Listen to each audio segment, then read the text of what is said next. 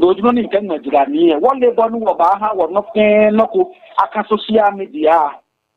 in the name of one sell worker culture bona one no ni sana say to say can only Sunday back no near don my an book aba yo nyenu ni la ya mate ora don nyenu ni la ya mate ora don na ne ben so lo ona inko nyake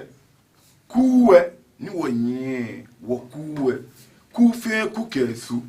ba kuwe suwe komenye na je gbetiano to boni cheme fe le kadinchi ni wo na na bi ke cheme ekome na ni wona ni tomo wona ni afi tomo function ona kaje na kan ni bi afi function ekoji to wona ni ngmene no ba na ke moko ba nye tishile bi no ne ya dufo jahano ne ya mokola ni yo kanchi efi ni ba na shino ne ba ile ka ba wo ni ke na ne no agoko le tun afi ko le ko ka asafo acheni ne ba na me hunye ese na achela asa ne ba nye ke ashino ke shisha ne wo ye na ne ashino ke shisha ne wo na ye na ne agoko le tun ye eko ne be mancheku ebe afran ago shishi ale ne je e ka ya asafo ache e ba ya chema ye ke ni ne shino ke shisha ni cheme unpo ba na le na ba achela asa maba ana no kwale efe na kente no obi ane ni bi afi otomo ke jale ni e ba hu na ba juye keke afi no konklu yeme ni awo kwa adin na ahia ni awo kwa na ahia chijele mi na yo ko ke kutu pochocho ni odun lo fun wi lo ko ke kutu pochocho ni odun lo fun wi lo na ne be wo kusun no bi e be ba fitie because na ka police yin mo ko se pe be mo ni je enyo no lo ke ba fi kusun tension ba mo le because na ke anyi mo ko se no lo ni ba fi na anyi se no ka no ji no ni cheme shin ha wo me ni ba twagan adan me machine ka di no ji no na me shin ha wo be bia na ni engbe mele nye kwa ta flache anapo ku gbatumi mpa yelipo ato social media abasha ye gbatumi mene meni wonane meni dinu wonane minake attorney general office of the attorney general the one ever release a letter to akeshi anye sajiami ni awakwa boniji ka boniji na akwa ni no ni kan gbe na akefun gbe no nyeme na neme sonle Omashi TV wo ya ka wo ba jo ni tu engbe ni no fiano ni yo te mo mi yen bo fian boniji yen keji ba wo ko ba nye gbe no meni na twa fe madam fian mo shi meni ba me na ke in last call ko e ba pa no na gbe ko e pa no hello Eeshã hello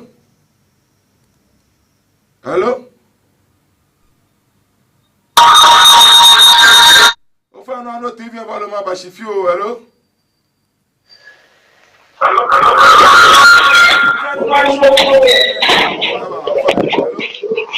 hello Ofa no onwe Ofa no gba ka no track de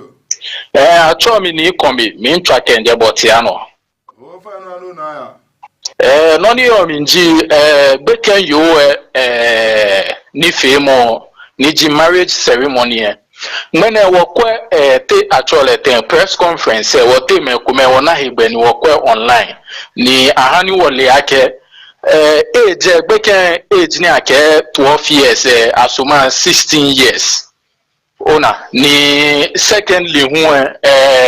aha wole ake beken you mumomi ni afie eja ka ye ta toileten woye alo je kumeni ye mumomi amewuji gbobu jemawon olumiji amewume ekoji ta toileten wo la busu afi ona neke ye na efe ameji jema won eyo ewo kusum ni saka atu aha me ni ame women ke no fia no na kan no ni beken yo na ehun le hu kusum ni sane atu ale no atu shi wo se ko e ba na hebeni enye ike te achole ten enye ike ewu ahishi shije ni a kelembote glamini ike Wulomo ba na sachu mi nhwemo alo no ko shi ba ne ba wa Wulomo mo ye kusum fe mo mi onu mi shi aha o insane fi oni mi nto ma we na yo nyanu ko bete mo ora don na ni so chikeme no nke yake ni ebe ni e ajine ya tamo fe ma bo e mo de ake ma pe mi odugba kenu wa gbe wo ne ke wala awo so me di pawo masa ma banye gbenu enko ni ma bagbela mi ficho mi ya famushi ta ga be nyele ni fi oda ni mi ya wa mushi ma gbele efian ni no ni kan gbe ni ahye no kenu wa gbe wo ne ke wala ba awo so enke ba banye gbenu na ni so le mi na ke na gbe mo sa e bagba ni pa no do wa ma kon last call ni ke ni fi mo abana gbe Shabo hello well, second to the last caller here. Hello. Ano na. Bonnie was second to the last caller here. It's the one that we were not saying about Uno. Echo the any that to. Ano na. Cowboy to a TV and Buano na. No, couldn't in the campaign. When you may, I mean, upon who took a one hand yo. No, the one you let no one is in it. If I could soon look indoors. Couldn't in a type of Makali. No, Benny Mamali after my dinner. It I Kusumi. No, Kusumi. She can't be again on a I'm a big boy, come on, I'm a big boy, no, I'm a little senior bar. No, I'm in use way. She, what day you're Kuzumi, be a best what to, non sack, I guess what I do. But I can give what a man and I give one and I'm about my God. For the energy one, bar. No, I have a family. She Kusumi, I got to it. Look better than one to it. She, but not a really who and didn't bow on that yet. No, you must be returned my unit.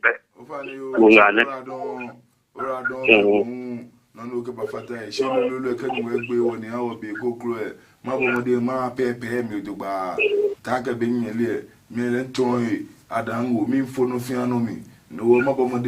ma pay me to bar. Ma fitiri mi ni nani o mi en ke wa ba nyegbero shikome ko madam kwalo efenshi nyenu abudawa nke shikome ko happy birthday ki abu nye me fe ni ke o yebe Yesu bi mateni la mate mi nche nyeni mo ko me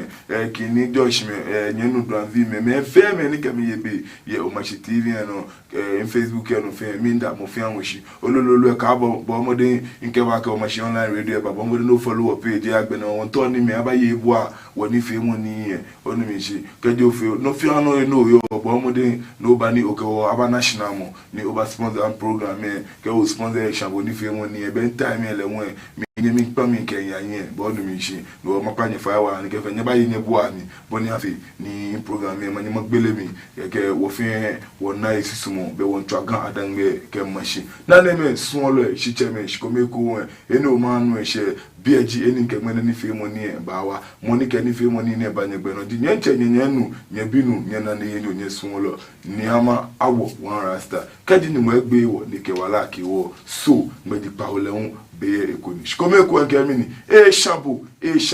mene me e ba sha me Tamɔ Shitɔ ni ra don.